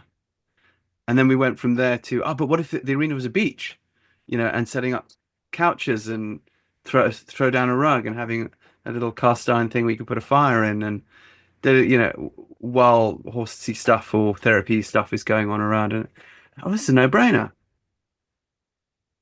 And then we went out to teach it, and it was amazing the resistance we got with that one. It was really interesting. It's like, wow, here is it's guaranteed happiness. It's gonna make you feel good. It's just gonna make you feel good to get some trees and put them in the arena. Just try it. It makes you happy. It's hard not to. Or to put a couch in there and lounge around on it, while someone else is lunging up there or helping a kid down there. Just try it. So it was very interesting. And what I realized was that we do actually stand in the way of our own happiness a lot. A lot, a lot, a lot. And when you create tribe, you do this tribe in nature. There you are, as you say, explicitly in your own mind, offering kindness. When you find people arguing against their own happiness, which I'm sure they do, despite the framework that they've come into, how can they not? Because how do you help people to not talk against their own happiness? Misery is optional. Misery is optional. But what if someone's taking that option? Misery is optional. That's the thing, is that we're here to help. And some people aren't in a place where they can accept it. Mm. So we might let them do what they need to do. It's 10 days. So we aren't in any rush. Right. You have time for an evolution, I guess. Yeah. Yeah. Yeah. And if we don't push on it, a lot more times than not, I can't really think of anybody. Crissi might be able to think of somebody where they went away not in a better place. Mm. I can't think of anybody. I'm sure there is, but I can't think of anybody right offhand. Most of the people we see are return people, Mm. you know, either coming back to improve what they've already done, or they're bringing another horse that they're struggling with, or whatever. So in situations, oftentimes we kind of make light of it. You know, we might even say that to somebody if they're really struggling and they're kind of bumping up against their themselves. You know, we might even just, you know, like in a meeting or something, somebody might just say, well, misery is optional, you know, it's whatever, you know. And by making light of it, a lot of times people come to their own decision that maybe I'm getting in my own way here.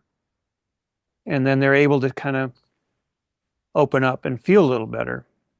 And that doesn't happen very often, but when it does, it usually seems to just smooth itself out.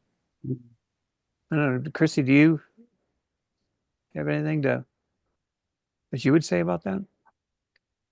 I think the same thing, that most of the people who come to us leave in a lighter place than when they arrived. Mm. You know, and we do watch a fair amount of people beat themselves up or be hard on themselves. This is so interesting that you mentioned the military background, and that, you know, we have to be mean and bullying in order to prepare for war. And we've taken part of that and injected it into training people who will probably never go to war, horses who will never go to war. But that war still comes with some people. They come at war with themselves. And so it's hard not to be at war with their horse. I think a lot of what we do, because we're not therapists and we don't have a therapy arm, we're all horse trainers. So we have a line that we don't cross because we're not qualified. Sure. So I am not a therapist, by the way, but it doesn't mean that what you do is not therapeutic. Correct. So like Mark was saying, I think kindness goes a long way. I think, you know, not laughing at them, but maybe laughing with them is helpful. And it really is.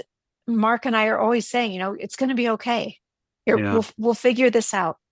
It's going to be okay. And so having someone, in this case with the 10-day clinic, maybe 4 or 5, someone saying, you know, we'll figure it out.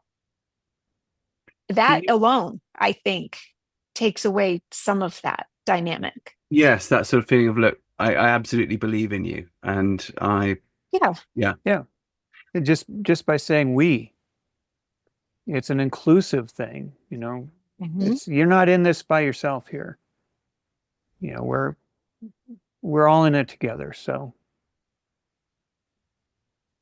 one of the things which I found was massively useful for me, so that's now what I do, is I create schoolmaster horses that people can sit on. So if you want to understand these fancy dressage things, here's a horse. He's going to do it for you. Happily. Give you the feel. So you can't now tell me that you can't do that thing, because you just did it. Look, there it is. Now, okay, and they'll say, yeah, but you created it. It's cheating. It's like, well, no, it's not cheating. It's like, you're allowed to have a learning curve. You know, you're allowed to start somewhere. And I didn't come out of my mother's womb knowing this stuff, and it was sitting on horses that knew it that I realized, and then working on the ground with horses that knew it, and then little by little, and of course, all the old masters say, whether it's La Guerinière or Steinbrecht or any of these people said, take your beginner student and put them on your best horse on the first day in Piaffe so that they can feel it. And then gradually bring them up to the level of that horse, and that's quite rational. Do you have horses that people can sit on and feel out? Like, do you have some absolute reliables? Like, I've got a couple of horses that we're like old married couples, and it's like, okay, please work with this. He's going to show you. Don't listen to me. Just let Zach show you. Or does it work in a different dynamic where you show people how to bring that side of their horse out, or both? Just intrigued because everyone has their own ways of doing things. Each tribe has its own culture, I guess. Crissi, you want to go? I was going to ask you if you wanted to go, but I can go. Some of the horses at the ranch that we have are really good at being clinic horses for people, and they will figure out who that person is and respond accordingly. So they're not, they're not horses that you put someone on and they just mindlessly go through the motions, right? They will adapt to whoever they're working with. Some of those horses are bracier than others, some are softer than others. And so depending on the student and what they're wanting to learn, we can say, okay, this is how it feels if a horse is soft. And that's not just through the reins, but also how does it feel when you're around the horse or sitting on the horse? How do they, what resonance are you, what are you getting inside your own body? Sometimes we'll let them ride our horses. That's a rarer occurrence, especially now because we're bringing horses along to get to that point.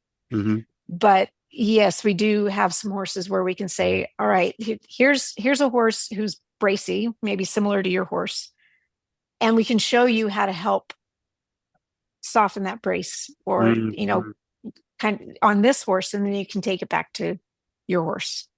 So yeah, we have something similar. Yeah, what I say is that they won't give it away. Yeah. So there's some horses there, like Crissi said, that when you get on them, horses are really good at teaching people how to ride the way that the horse has always been ridden. And so you'll get on a specific horse that has been ridden with some heavy hands, and that'll be the first thing that they offer when the rider gets on. Now, but they also know the other thing. They also know how to soften and carry themselves nicely. But a lot of those horses on the ranch are horses that have been rehabbed. Okay. And so our head assistant instructor is our senior assistant instructor is the trainer there at the ranch. So she spends a lot of time working with these horses. So anyway, somebody might get on, and if the horse offers a brace, now the person's, backing the brace up, so now the two of them. And so that's when we can step in and go, okay, so somebody has to be the adult here, and that's going to be you. So here's how we're going to do this. And that's when we talk about, one of us getting on one end of the reins and the rider being on the other, showing them what the feel to get there, what it feels like, and then put the two of them together so that they can come to an understanding between the two of them. And then there's other horses that you could put anybody on and they will be soft and, and fine to be able to go. And so usually with folks who are struggling with anxiety kind of things, those are the horses that they might get right off the bat. People who are more interested in developing more skill, we might give them a different horse to work towards the end goal, whatever it is that they want. Again, it sounds to me what you're describing as tribe, horse tribe. It's a horse tribe that will welcome you in, and the horse tribe is not just the people. It's Right. the equines within that tribe who will help you. And it's so interesting to me how generous horses are that way. Mhm. And as you say, with rehabbing, you know, in the therapy horse world, as you know, people donate horses for a reason, frequently because they've messed them up physically, Well, you know. and they do a lot of therapy work there. Yeah, you know. In fact, the owners came to see you in Texas, the owners of the ranch. Did they? Yeah. How long ago? Oh, Oh, a it's been a while. while. Yeah, it's been a I while. think it was right after Horseboy came out. Okay. But they came down specifically because they were getting into therapy work with the horses. So Got it. yeah. Yeah, it's a thing. I mean, when your average therapy horse, donation horse, you have Mhm. to rehab them. And then after a while, we realized that the rehabbing of the horse was its own therapy. Mhm. And then we got caught in what we thought of a time conflict of, oh my gosh, well, how are we going to find the time to rehab these horses? Because we're going to serve these kids. And then we're like, hold on. Mhm. The clients can absolutely do the rehabbing. Mhm. Yes. In hand work, lunging, long reining. Yes. Rebuilding. Why can't, of course they can do this. And then we started, and not only could they do it, they did it incredibly well. The horses loved them because they were coming with so much less ego. And then suddenly that became, oh, we want people with trauma, and then we started working with the German Army and the US Air Force, and it just sort of found its own thing. But it all arose actually out of a time conflict of going, how are we going to rehab these horses? You know, there's only 3 or 4 of us thinking about this wrong. But again, tribe. Might be, I know I would like to continue the conversation, right? And it seems to me that where we started with softness, and I think you guys have given some really good insights into how to find softness internally. And I think it really comes down to kindness. I think you guys have actually made explicit that you do have a structure of kindness, because it's kind to bring people into the dojo and let them get together and start with that kind of getting comfortable in their bodies and in their minds. And it's kind to do it over 10 days so that people can have an evolution. And it's kind to set them up so that they can sometimes work alone and sometimes have that support. And it's kind to set up a community, a tribe of these other instructors and so on and so forth, where actually everyone does get the support they need, because there's only one Mark and only one Crissi and 10 people. And so, yes, of course you need more people and blah, blah, blah, and you provide all the structure and support. That is kindness. And because people are coming in with anxiety and often unkindness to themselves, that's a learned thing in our society. And because tribe has come up in this conversation, what I'd like to address, with your permission, in the next one is loneliness. Hmm. You know, I think it's pretty clear that there's an epidemic of that. Those of us who are in the horse world, I think, have an unusual solution for that, because horses are things that do bring people together. Yes. Hopefully for better, sometimes not. Hmm. And how to begin to address that. And I think that putting this in the mind, I think making that conversation front and center. Again, this podcast is Equine Assisted World. We are being assisted by our equines. You don't have to be an autistic child or a returning veteran with PTSD to be suffering. And so you seem to have actually talked about giving people a way out of loneliness, perhaps without knowing it. Mhm. As you said, it's a byproduct. But maybe it's time for it to be the product. Hmm. Because I think the need is there. Because, you know, the horses, they don't care that much at the end of the day. You know, I mean, if their counter transition is clunky, I mean, yeah, it's nicer, it feels nicer for the horse, I suppose. Yeah, but it's more of a monkey thing, isn't it? You know, really, at the end of the day, than you know. But we are monkeys, so yeah, we want a nice track. Yeah. You know. But it was never the horse's idea to put a monkey on its back in the first place, right? That's right. And then we put our own monkeys on our own backs. Yeah, So no kidding. And the horse is like, Yeah. man, it's a lot of monkeys. yeah, we're like monkey. Yeah.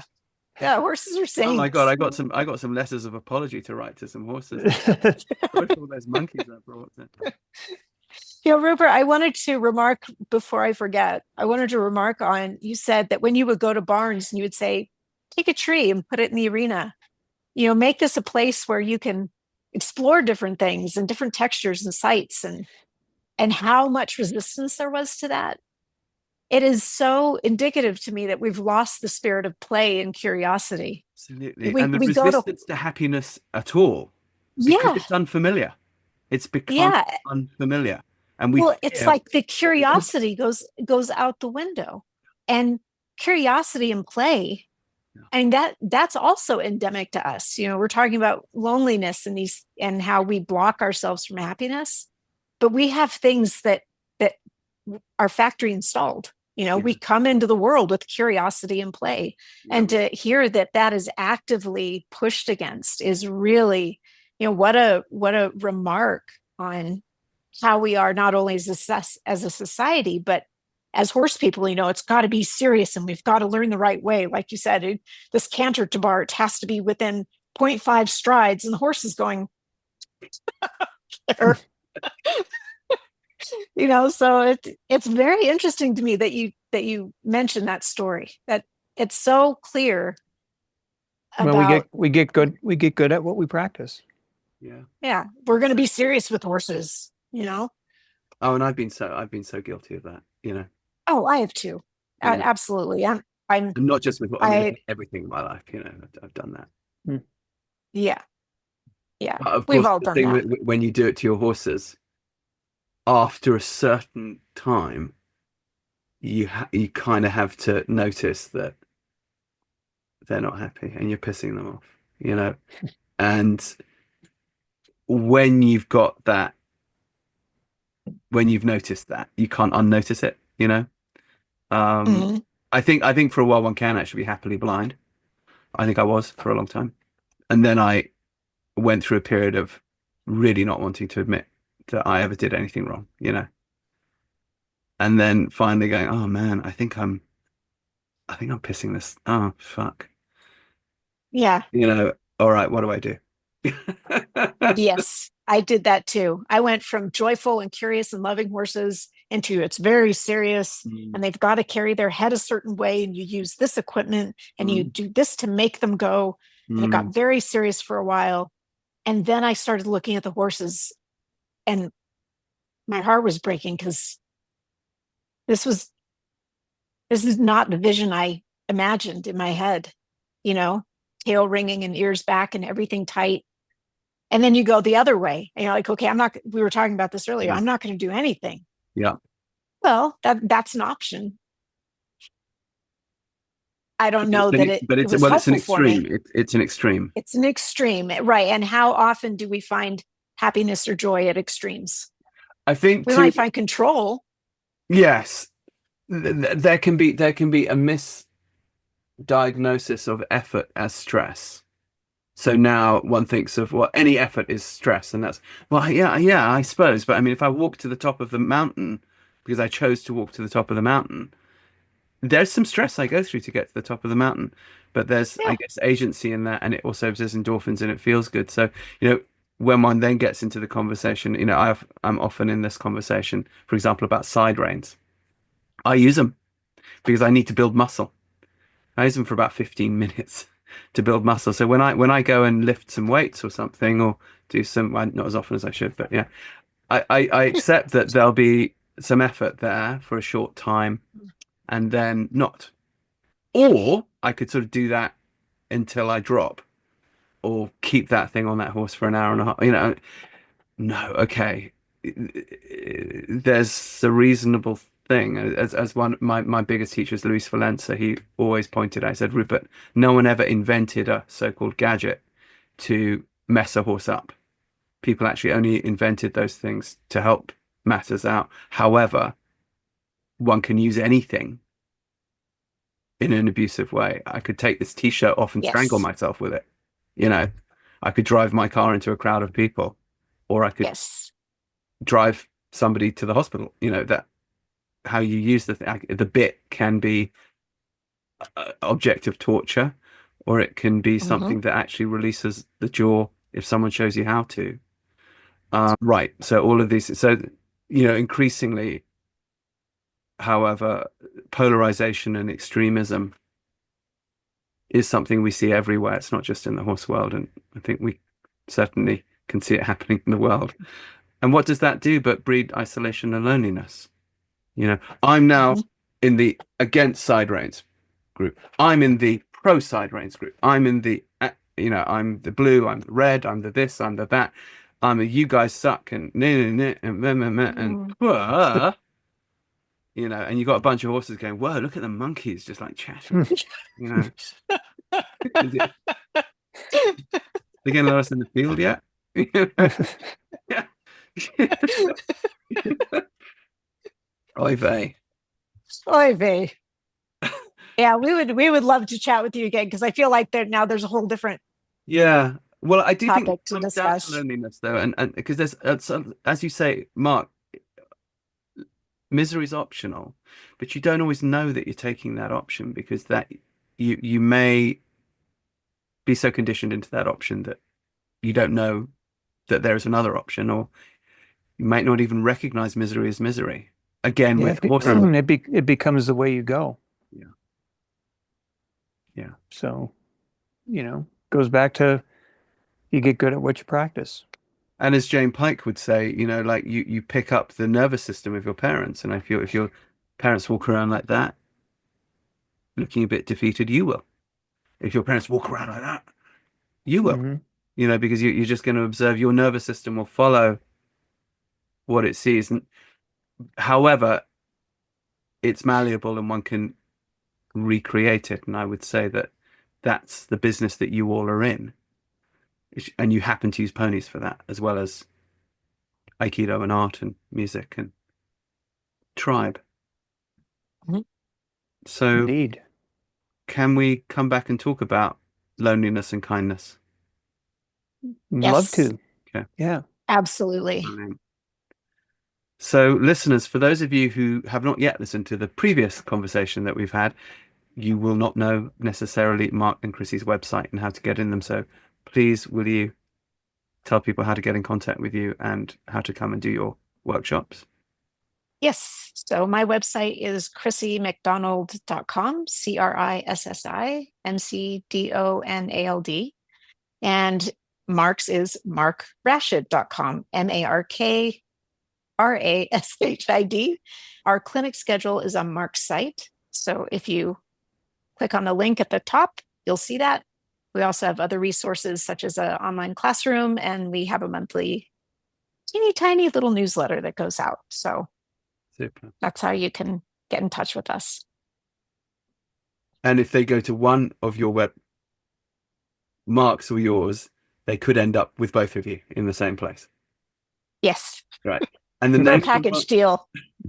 And the name of the ranch where you are doing the workshops?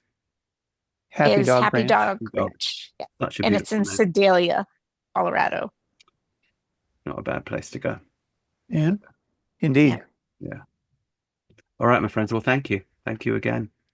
Thank you, Rupert. You've been brilliant. Again. It's been a wonderful conversation. Thank you. Well, likewise. Thank you. I hope you enjoyed today's conversation as much as I did. If you like what we're doing here, please do like, subscribe, tell a friend. It so helps us to get this valuable work done and the message of equine assisted stuff out there. And if you're interested in more conversations, you might want to check out our Live Free, Ride Free podcast. And if you'd like to support the podcasts, please go to rupertisaacson.com and click on the Patreon link. If you're a professional in the equine assisted field or are considering a career in the equine assisted field, you might want to check out our 3 certification programs: Horseboy Method, Movement Method, and Taquine Equine Integration. You can find all of those over on newtrailslearning.com. And finally, if you want to check out our cool rock and roll themed merch, back on rupertisaacson.com, please click on shop. You'll find all kinds of fun goodies there. And if you're looking for a way to spend time until the next podcast, you might want to consider reading the books that kicked all this off: The Horseboy, The Long Ride Home, and The Healing Land. So see you next time on Equine Assisted World. Join us for the adventure.